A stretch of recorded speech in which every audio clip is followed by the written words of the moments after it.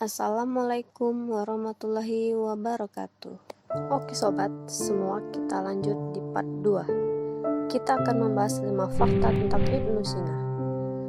Mulai dari yang pertama, 1. Memiliki minat belajar tinggi sejak masih kecil. Keluarga besar dari Ibnu Sina umumnya bekerja pada pemerintahan di masa itu, termasuk ayah dari Ibnu Sina. Namun, ayah dari Ibnu Sina juga merupakan seorang pendidik di luar pekerjaan utamanya sebagai pegawai pemerintahan. Pada masa itu, tidak banyak orang yang mengenyam pendidikan yang cukup tinggi, dan biasanya orang dengan tingkat pendidikan tinggi lebih banyak dari orang-orang di lingkungan pemerintahan. Hal tersebut cukup menjadi keuntungan dari Ibnu Sina kecil, karena lingkungan keluarganya memiliki latar belakang pendidikan yang tinggi. Ibnu Sina belajar Al-Quran dan sastra dari ayahnya. Ayah dari Ibnu Sina bahkan juga mendatangkan guru Al-Quran. Tujuannya agar Ibnu Sina belajar lebih dalam mengenai Al-Quran dan membantu Ibnu Sina dalam menghafal Al-Quran. Itulah mengapa pada saat Ibnu Sina berusia 10 tahun, dirinya sudah mampu menghafal Al-Quran. Ibnu Sina selain mempelajari sastra dan Al-Quran, dirinya juga mempelajari bidang keilmuan lainnya, seperti matematika, geometri, fikih, sains, dan kedokteran. Saat anak-anak, bahkan dirinya telah belajar ilmu tafsir, usuluddin, dan tasawuf. Itulah mengapa tidak heran jika Ibnu Sina saat masih belia, dia sudah lebih cerdas dibandingkan anak-anak seusianya.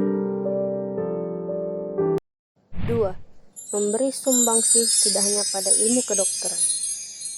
Memang selama ini Ibnu Sina dikenal sebagai salah satu tokoh muslim yang memberi banyak sumbangsi terhadap dunia kedokteran. Namun, selain pada dunia kedokteran, Ibnu Sina juga menciptakan banyak karya yang menjadi sebuah sumbangsi bagi banyak ilmu lainnya.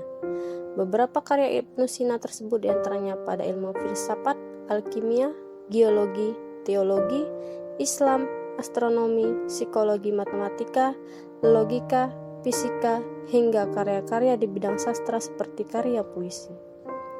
Tetapi, Ibnu Sina sebenarnya lebih banyak meneluarkan karya pada bidang ilmu filsafat jika dibandingkan dengan ilmu kedokteran. Hal ini terlihat dari karya yang telah dia buat. Pada bidang kedokteran, yang dia buat sebanyak 40 karya. Sedangkan pada bidang filsafat, Ibnu Sina mengeluarkan sekitar 150 karya. Dan karya filsafat yang dibuat oleh Ibnu Sina memang merupakan buah dari pemikiran dan kecerdasan selama hidupnya. 3. Menyembuhkan penyakit Raja Bukhara saat usia 18 tahun. Pada saat Ibnu Sina berusia 18 tahun, dirinya mampu menyembuhkan penyakit yang diderita oleh Raja Bukhara yang bernama Nuh bin Mansur. Pada waktu itu, penyakit dari Nuh bin Mansur sedang dalam keadaan yang sangat parah, dan bahkan tidak ada satupun dokter yang mampu menyembuhkannya. Dan saat itu, di saat kemampuan Ibnu Sina dalam mengobati penyakit sudah mulai terkenal seantero negeri, maka dirinya diundang ke istana Nuh bin Mansur. Dan sang raja akhirnya sembuh dengan perawatan dari Ibnu Sina.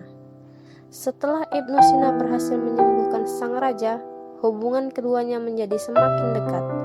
Sang raja yang memiliki koleksi buku yang sangat lengkap di perpustakaannya memberikan akses bagi Ibnu Sina agar dapat mengunjungi perpustakaan tersebut dengan mudah. Dengan kemudahan tersebut, Ibnu Sina mendapatkan ilmu baru dan semakin memperluas wawasan terhadap bidang keilmuan lain. 4. Mendapat gelar pada bidang filsafat.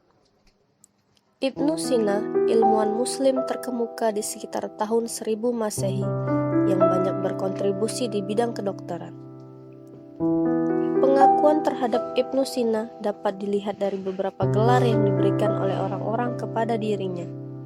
Salah satunya di bidang filsafat. Pada bidang filsafat, Ibnu Sina mendapat gelar Asy Syekh Ar-Rais atau yang memiliki arti guru para raja. Karena di bidang filsafat, Ibnu Sina memiliki cara pikir mengenai keagamaan yang sangat mendalam. Pemahaman Ibnu Sina terhadap keagamaan tersebut sangat berpengaruh terhadap cara pandang filsafatnya. Salah satu pemikiran dari Ibnu Sina yaitu meyakini bahwa alam diciptakan secara emanisi atau maksudnya adalah memancar dari Tuhan. Ibnu Sina juga mengemukakan pemikiran filsafat tentang jiwa an-nafs serta tentang kenabian. Ibnu Sina memiliki pendapat bahwa Nabi merupakan manusia terunggul dan Nabi merupakan pilihan Tuhan. Seorang filsuf hanya dapat menerima ilham, namun Nabi yang menerima wahyu. Itulah mengapa ajaran yang dibawa oleh Nabi haruslah menjadi pedoman bagi kehidupan manusia. 5. Menciptakan karya yang berkontribusi besar di bidang kedokteran. Salah satu alasan mengapa Ibnu Sina dijuluki sebagai bapak kedokteran karena dirinya membuat sebuah karya yang dijuluki karya agung dengan judul Al-Kanun Fit At-Tib. Buku ini memiliki isi pokok bahasan. Yang pertama, memiliki isi mengenai definisi ilmu kedokteran yang disertai dengan penjelasan detail mengenai organ dari tubuh manusia. Selanjutnya pada pokok bahasan kedua, menjelaskan tentang jenis-jenis obat dan berbagai hal yang berkaitan dengan obat-obatan. Dan pada pokok bahasan yang ketiga, membahas mengenai penyakit yang diderita oleh penduduk Khwarezmia, yang di dalamnya dijelaskan pula sebab gejala dan cara mengobati penyakit tersebut. Pada pokok bahasan yang keempat, menjelaskan tentang beberapa jenis penyakit yang masih ada hingga saat ini. Dan pada pokok bahasan kelima, dibahas beberapa hal yang menjelaskan mengenai obat-obatan dan cara meraciknya. Sangat banyak hal yang bisa dibahas mengenai fakta Ibnu Sina. Namun, beberapa hal di atas merupakan alasan utama mengapa nama besar Ibnu Sina masih abadi di berbagai bidang ilmu pengetahuan. Sungguh menarik dan menakjubkan karya-karya dari hasil buah pemikiran Ibnu Sina. Oke sobat semua, itulah 5 fakta penting tentang Ibnu Sina. Nantikan kisah-kisah lain ilmuwan muslim yang paling berpengaruh di dunia. Jangan lupa subscribe channel ini agar terus berkembang dan menjadikan tempat menambah ilmu pengetahuan kita.